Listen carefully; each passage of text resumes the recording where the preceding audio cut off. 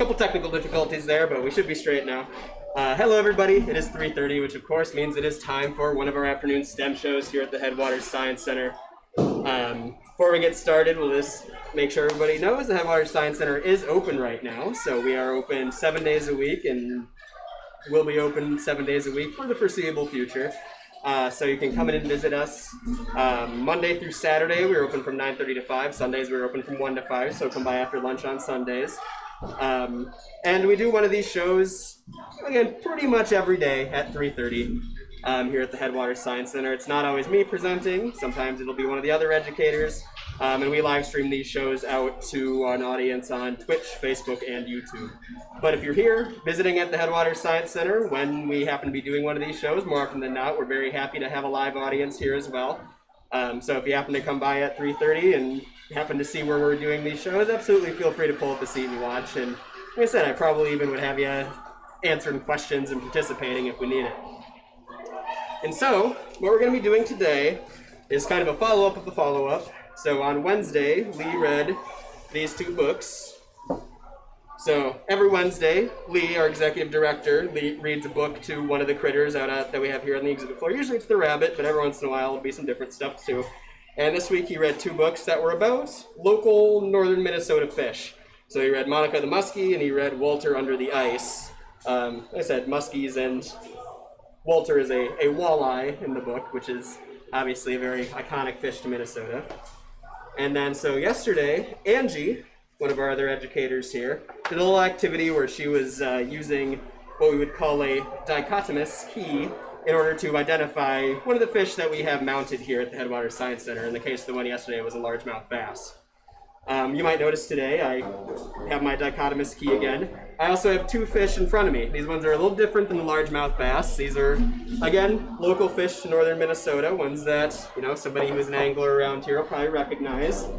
But in this case, we have two fish that look pretty similar to one another. Obviously, one of them's a lot bigger, but they're very similar in body shape and even coloration. They're pretty similar to one another. And so what I want to do here is talk about these two species of fish. And so I think what we'll do first off is we're going to do another run through with our dichotomous key. We're going to do a little review of that. And so what dichotomous means is it's using two things. So basically it's going to ask me a series of questions that has one of two answers, and depending on which answer I give, I'm going to move to a different question. Like I said, it's kind of like a choose your own adventure book almost, except you're ending up with a species of fish at the end. And I love these dichotomous keys because it's a really fun, kind of interesting way to see which fish are weird.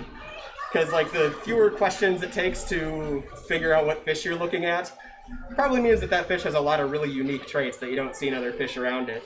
So for example, the very first question that it asks in this dichotomous key, and this is for fishes of the Minnesota region, so specifically all fish that are going to be found in and around Minnesota. The very first question it asks is, question 1 is, jaws and paired fins absent or present? And of course, if jaws or paired fins are absent, we're not seeing that here. But if jaws or paired fins are absent, it automatically is right away, yep, that's a lamprey. Because we only got one fish around here that doesn't have a jaw and doesn't have paired fins, and it's lampreys. So, like I said, it's a good indicator of how weird lampreys are, that you can eliminate every other fish in one question in a dichotomous key like this. But jaws and paired fins are present in both of our fishes here that we're looking at. So then we move on to the next question. And it's asking, tailfin heterocircle or modified heterocircle, or is the tail homocircle? And what that's asking is, you look at the tail of these fish, and this one's tail is a little busted up, so we'll use our other one as an example. There are some fish where when you look at them, and you look at the fin specifically, where the top lobe of the fin will be longer than the bottom lobe. So the thing it's eliminating with this question would be things like sturgeon, for example, have a top fin that is longer than the bottom fin.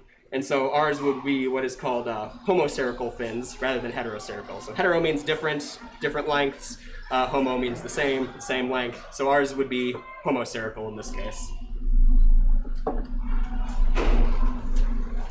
Which moves us on to question 6. And so you can see all the fish it eliminated by saying Homo serical. It eliminated that's a sturgeon, eliminated a paddlefish, eliminated a gar, eliminated a bowfin there. Again, all like kind of weird old fish that aren't very much like anything else around here. Next thing it is asking is pelvic fins absent, body is snake-like, or pelvic fins present, body is not snake-like. And so the pelvic fin, I believe, is this one here. And so these ones do have pelvic fins, and the thing it's eliminating here is freshwater eels would be the thing that it's trying to get rid of, because freshwater eels don't have a pelvic fin. So by saying we have a pelvic fin, we are now eliminating eels. And so you can see how this works is it kind of is a process of elimination thing. You find a trait, and based on all the other previous stuff you've eliminated, you keep eliminating more and more and more until you end up with one or a small group of things that it could possibly be.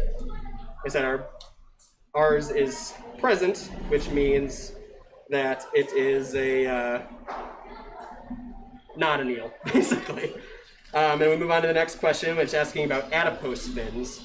And we struggled with this one a little bit yesterday with our largemouth bass.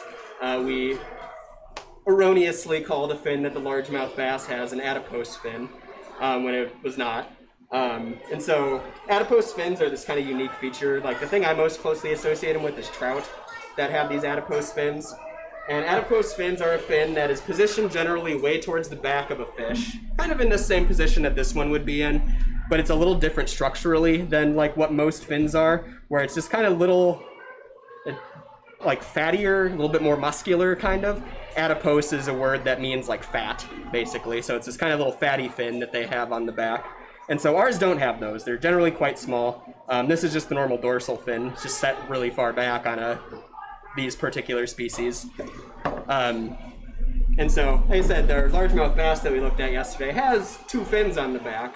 But like I said, the one that we called an adipose fin was not actually an adipose fin, and that's why we kind of got stumbled up there yesterday when we were going through here. And so other fish that have adipose fins around here would be things like catfish and bullheads. The other big one you'll see around here that has adipose fins would be a, what do they call them? The eel pout. Burbot eel pout have adipose fins as well.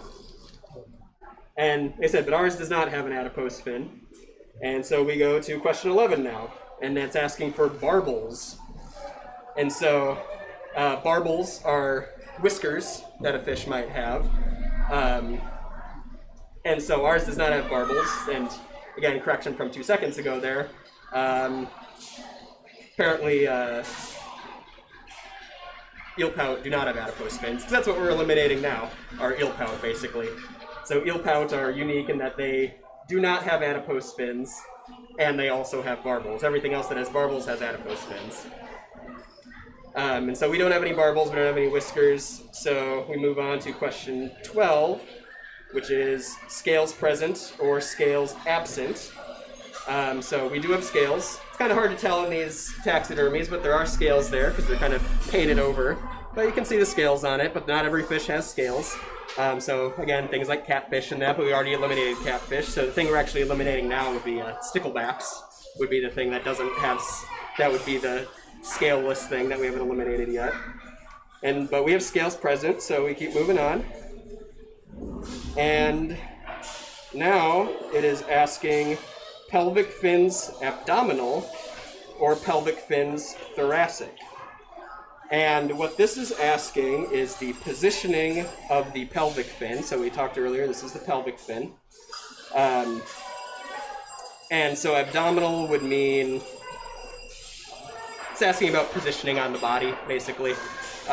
So some fish have a pelvic fin that is set further back than others. So ours would be considered an abdominal pelvic fin in this case, in which case we move on to question 15 here, which is two separate dorsal fins or a single dorsal fin. So our fish, and this is where we would be separating out bass in this situation, because bass have two dorsal fins, a pokey one and a soft one. And in the case of our fish here, it's only got the one. It's one big fin on the back. So dorsal means back, so single dorsal fin. And what it then takes us to is a question that basically narrows it down to the shape of the jaw. And it takes us then to, it says we are in the pike family, or Esocidae, or Esocidae, I'm never sure how to pronounce that one. And so we go to the book here, and we get to our Esocidae thing here. And so Esocidae would be the pike family, like I said. And in Minnesota, we have two species of pike. We have the northern pike, and we have the muskellunge. And so when it gets into this specific, what it has us do is actually, if you look here, you can see the undersides of these two fish. You can see there's a bunch of pores along the chin. And so the way that it has us telling the difference between these two fish is by counting these pores. And so northerns have fewer pores than muskies do. Northerns will typically have, it's like 5 or so pores, whereas muskies can have a bunch more, basically. And so we can look at the bottom of this guy here. You can, I don't know if these will show up on camera, but they are there on this mount. If you point at them and you can count them. So we have 1, 2, 3, 4, 5 on this one. And that's on either side. Right. And then our muskie over here, these ones will maybe show up a little better because they're painted in, but 1, 2, 3, 4, 5, 6, 7 on either side on this one. And so with that, we could confidently say that this is a northern and this is a muskie. Right. So let me ask you a question. Because these are really large fish, pretty mature fish, and you're saying that the northern has 5 of those, and the muskie has 7, has nothing to do with the size or the age. So if the northern were a much smaller fish, you can still go count, and there would be 5. As far as I know, yeah. Like, that's not something that changes with age with these fish, no. Okay. I know that's not necessarily 100% consistent from individual to individual, how many of those pores they have. So there's maybe a world out there where, you know, there is one that has 6 as a northern, and maybe that's within the range that muskies can potentially have too. I don't 100% know that. Like I said, when I'm trying to tell the difference between these two, I don't go through that. I don't go counting pores. I just look at the pattern on them. But that's something that, you know, requires having lots of experience with that fish already to, you know, to be able to just look at it and be like, oh yeah, it's got the white kind of bean pattern on the side, speckle pattern. No, that's a northern. But what I do want to talk about here is we have a third pike that I brought out here today. You notice this one's a lot smaller than the other ones, and it looks just a little different than the other ones, kind of in a, you know, patterny kind of way, kind of stripy. And this one actually has the pores painted on the bottom as well, so we can count these. 1, 2, 3, 4, 5, 6. 1, 2, 3, 4, 5, 6. 6 pores, so exactly the problem that we were talking about before. And generally, I think 6 would probably err on the side of calling it a muskie in a guide like that. But what's kind of interesting about this fish is that it's one that actually does not appear in our guide there. Because this is a fish that is particularly not common and is only really arguably its own like species. So this is what we would call a tiger muskie. And so tiger muskies are what happens when a northern pike and a muskellunge reproduce with one another. And it can go either way. It can be male muskie, female northern, or male northern, female muskie. You can make it either direction, which is not the case with all hybrids. But I think it brings up an interesting question of, you know, what do we call this? Is this its own species? Is this, you know, what are hybrids when we're talking about a hybrid? This is a term we've all heard. We all conceptually know, like, oh yeah, a hybrid is like a mix of 2 different things. But again, within science, we don't like to deal with kind of vague-ish definitions like that. We really like to nail stuff down. We really like to get really esoteric about these types of things, like our definitions. And so I think what we're going to talk about today is what's a hybrid? What does hybrid mean in the context of biology? You know, if you're a scientist and you're calling something a hybrid, what are you saying? And so, like I said, on the most basic definition, and this is the definition that I'm sure most of us are kind of familiar with, is a hybrid is a mix of 2 different species. And I remember, like, as a kid, like, being in school, the idea of hybrids being really closely tied with the idea of species in general. Because one of the ways, or kind of the main way that you learn what species are, or how to tell the difference between species when you're in, you know, middle school, high school biology, is based on this model about how these animals can reproduce with one another. So you say, you know, you have, That's not dark enough.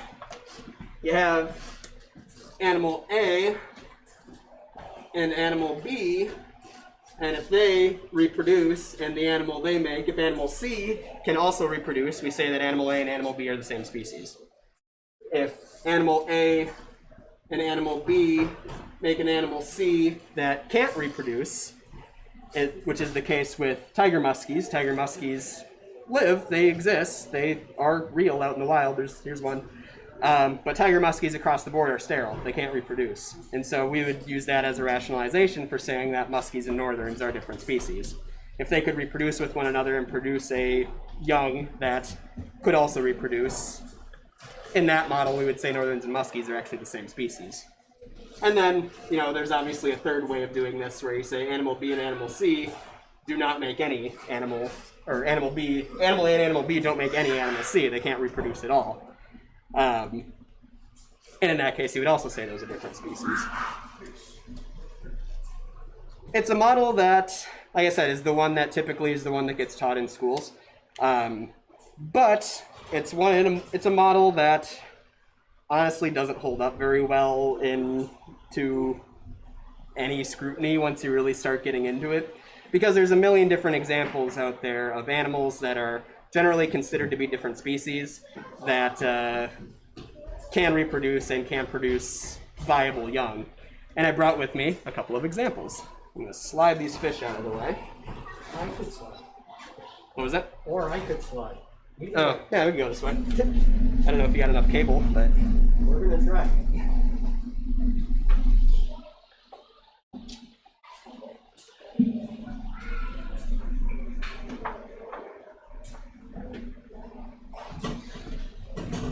This guy's not a part of it. Oh, I was part of it.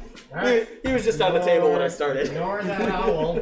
That is a great horned owl that is very white, but nope, he's a great horned owl. That's just color morphology differences from area to area. That can be a whole nother show. Yep. All right. So, I have with me a couple individuals that you might recognize. These are all examples of things that we can find out on the exhibit floor. Another thing you might have been curious about is you notice that there was a picture of a bison on the wall behind me that whole time, because bison are a great example of a species that, for the most part these days, is actually a hybrid species. There are very few quote-unquote purebred bison out there these days. And that's a product of deliberate breeding by humans. So the bison population in North America got reduced really, really dramatically in the 1800s. It was some not great history as far as like a concerted effort by the US government to control the native populations on the Great Plains by eliminating the bison as a resource for them. That ended up resulting in bison populations being tremendously depleted by the 1900s. We actually used to have bison around Bemidji. If you go back even just a couple hundred years, there used to be bison here, but there's not anymore because of that. They used to go all the way out into like New York. New York had a bison population at one point. But starting in the 1900s, there was kind of this renewed interest in natural stewardship. You know, this is when like the natural park system is being made. This is, you know, it's all Teddy Roosevelt stuff for the most part. There started being this more concerted effort to bring the bison population back. But the problem that you run into when you get a really reduced population is you can't just start breeding them with one another, because they're going to be really inbred really fast.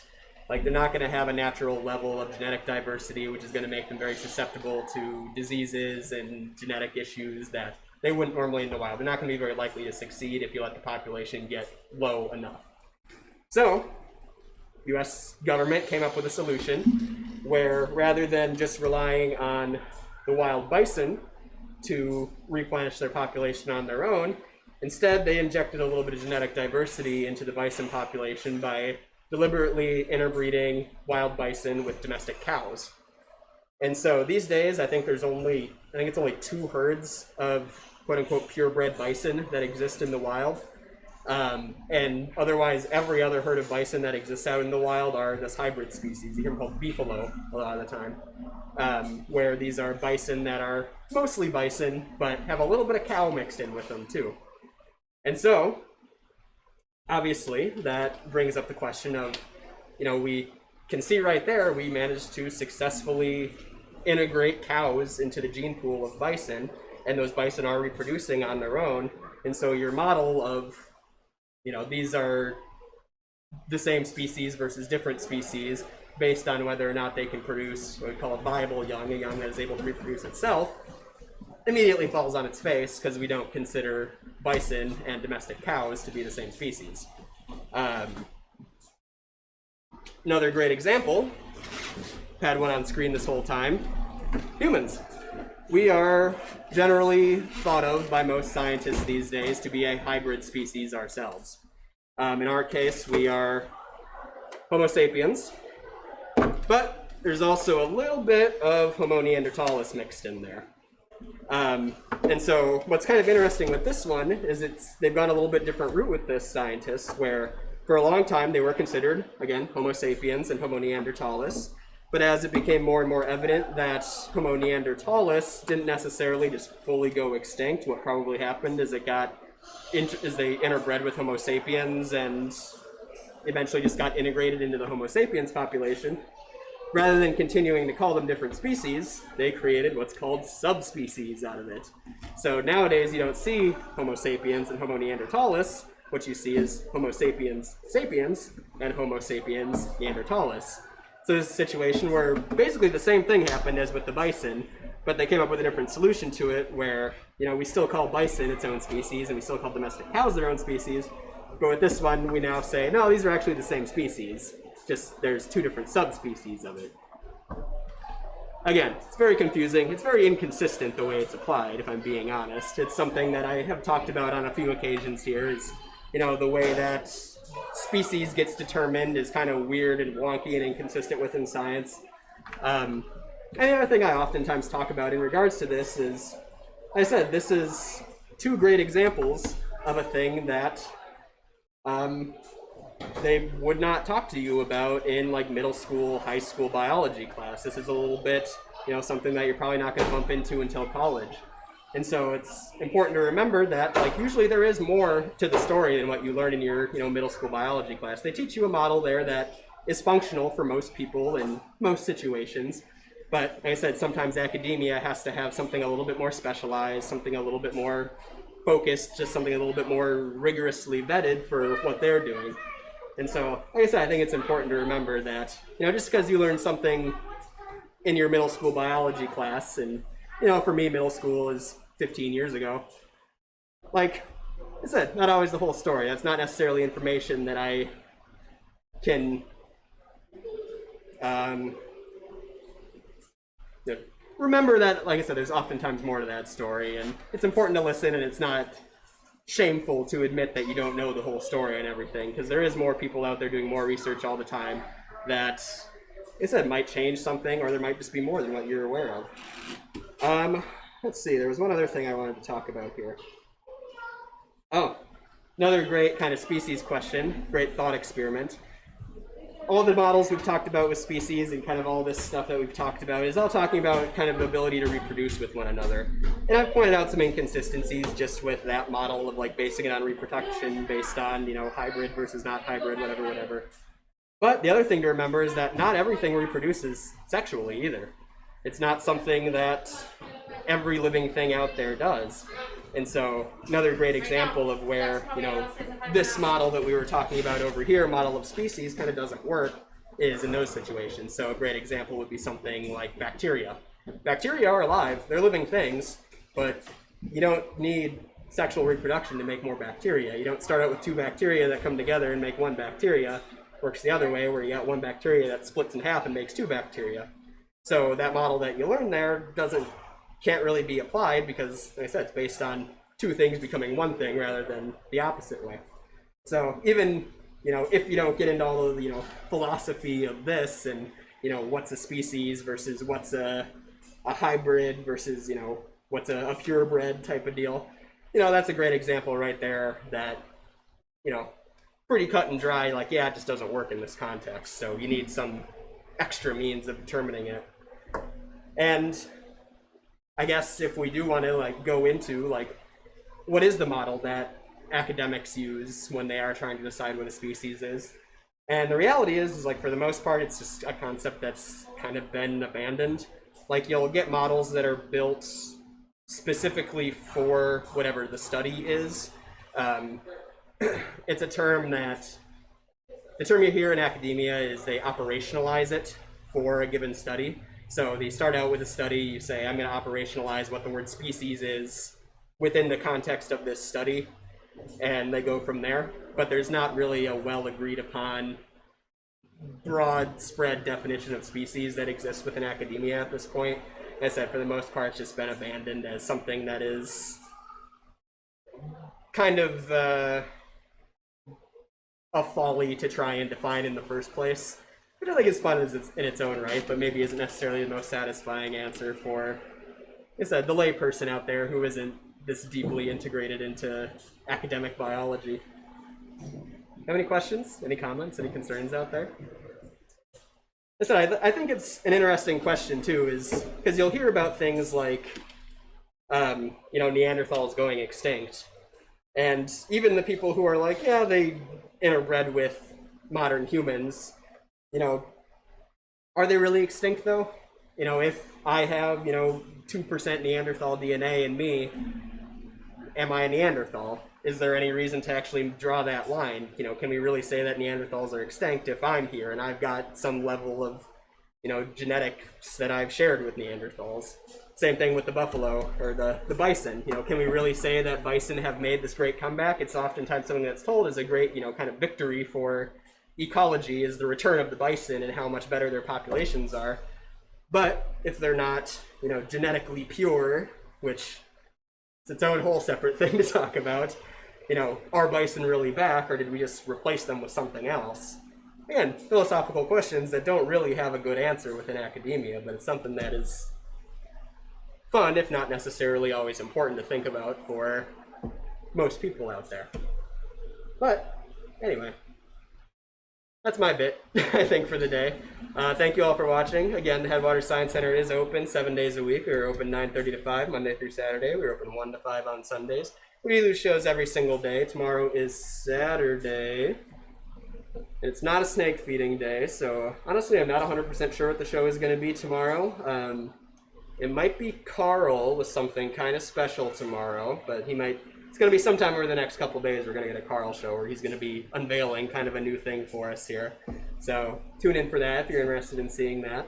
Like I said though, we do these shows every single day at 3:30. You can tune in, watch them live, or these videos get saved to our YouTube channel afterwards as well. So if you missed one, you want to go back and watch other ones, you can go to Headwaters, youtube.com/Headwaters Science Center and watch pretty much all the VODs are there, all the video on demands are there. We miss one that every once in a while, but pretty much all of them are there.